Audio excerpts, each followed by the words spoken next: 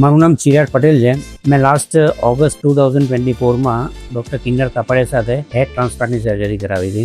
Really, I am extremely happy and full confident with the treatment, and I am very thankful to all the cooperation of staffs and excellent supports from the staff.